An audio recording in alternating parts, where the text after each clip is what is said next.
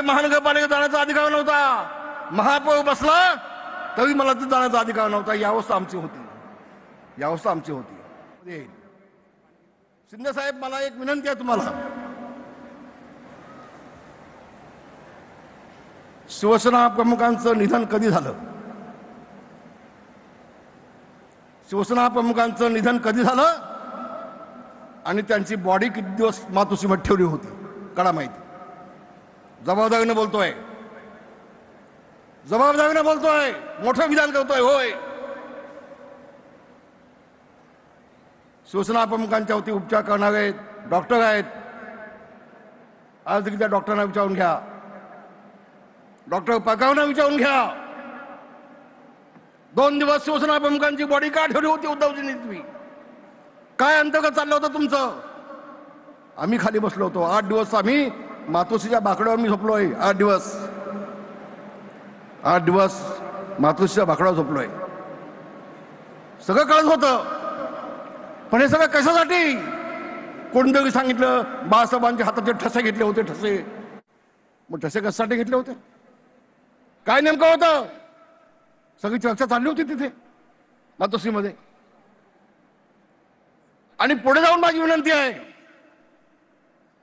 बाळासाहेबांचं मृत्यूपत्र कोणी केलं, कधी झालं, त्यामध्ये सही कुणाची होती, काढा सगळी माहिती, काढा सगळी माहिती.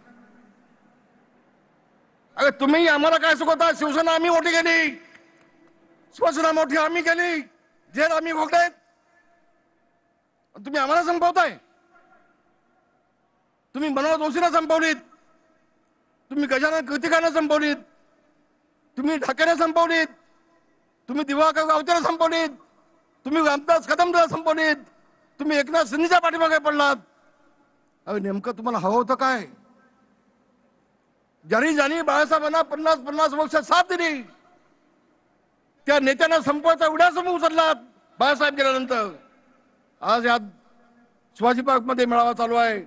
शिंदे साहेब, जोपर्यंत बाळासाहेब होते तोपर्यंत शिवाजी पार्कच्या सभेमध्ये रामदासांची भाषणं होत होती. ज्या वर्षी बाळासाहेब गेले त्या वर्षापासून शिवाजी पार्कचं माझं भाषण बंद झालं.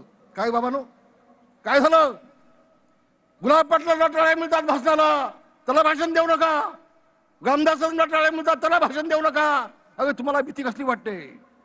तुम्हाला भीती कधी वाटते? म्हणजे सांगतोय आज तुम्हाला, आपल्याला मी मुंबईतल्या सगळ्या शिवसैनिकांना हात जोडून सांगतोय, उद्याची लढाई ही मराठी माणसाच्या अस्मितेची आहे. उद्याची लढाई या भगव्या झेंड्याला अधिक तेज देण्याची आहे. हे युद्ध आहे, हे राजकीय युद्ध आहे. कुणीही गाफील असता कामा नये, कुणीही गाफील असता कामा नये. आणि म्हणून दिवसात एक केलं पाहिजे. ही मुंबई मिळवण्यासाठी 105 हुतात्मे मराठी माणसाने दिलेले आहेत. मुंबई अशी नाही मिळाली, त्यामधले 70 गृहिणी कामगार आहेत. आणि म्हणून ज्यांनी 30 वर्ष या मुंबई महानगरपालिकेचा वाट लावून टाकली, उद्ध्वस्त करून टाकली, फक्त टक्के खाल्ले, मराठी माणसाला उद्ध्वस्त करून टाकलं, त्या उद्धव ठाकरेला उद्याच्या राजकारणातून कायमचं उद्ध्वस्त करून टाका, ही विनंती करण्यासाठी बांधवांनी मी आपल्या समोर आलेलो आहे. होय, उद्याच्या निवडणुकीमध्ये शिवसेना भाजप महायुतीचा भगवा झेंडा फडकलाच पाहिजे. होय बांधवांनो, फडकला पाहिजे.